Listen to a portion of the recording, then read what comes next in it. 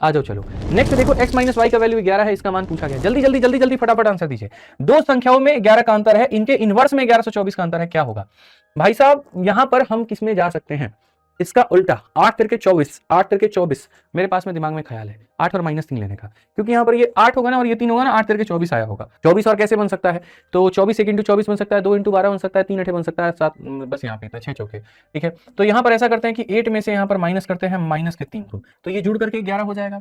अब अगर x की वैल्यू देखेंगे तो 1 अपॉन में दोस्त हमारे सामने 8 है, और यहाँ पर जो है y की वैल्यू यहाँ पर क्या हो जाएगा, 1 अपॉन में माइनस का 3 हो जाएगा। ओवरऑल ये हो जाएगा 1 अपॉन 8 प्लस, अरे भैया लो यार क्या दिमाग है भाई साहब, 3 और 8 11/24 लीजिए ना, हमारे सामने आ गया। ठीक है, एकदम ऐसा खतरनाक दिमाग इंसान के पास होना चाहिए मिश्रा जी, समझ रहे बात को लेकर के, तुरंत वैल्यू लिया आदमी यहाँ पर निकल करके आ गया, बताइए। ठीक है, अब यहां पर हम देखेंगे तो हम यहां पर कहेंगे कि x का मान जैसे हमने 8 लिया है, तो 8 का क्यूब हमारे सामने कितना आ गया, 512। y का मान -3 लिया, -3 का क्यूब -27 में माइनस जोड़ दो तो प्लस का 27 हो जाएगा, x स्क्वायर y स्क्वायर। 8 का स्क्वायर 64 नवा मेरे भाई कितना हो जाएगा, तो आप यहां पर देखिए 64 × 9 हो जाएगा। ठीक है, मैं यहां पर ये कहता हूं क्यों जाना तुमको यहां किसी और तरीके से, why can't you put the unit concept of unit digit. तो मेरे भाई यहां देखिए 2 आ गया, क्या अंक यहां पर अगले में 7 आ गया, और 9 चौके 36 में मेरे भाई 6 आ गया, 6 और 7 13, 2 15, यूनिट डिजिट 5 है। ले भाई दो ऑप्शन में डिजिटल सम तो अलग है ना, डिजिटल सम तो अलग है ना, डिजिटल सम लगा लो।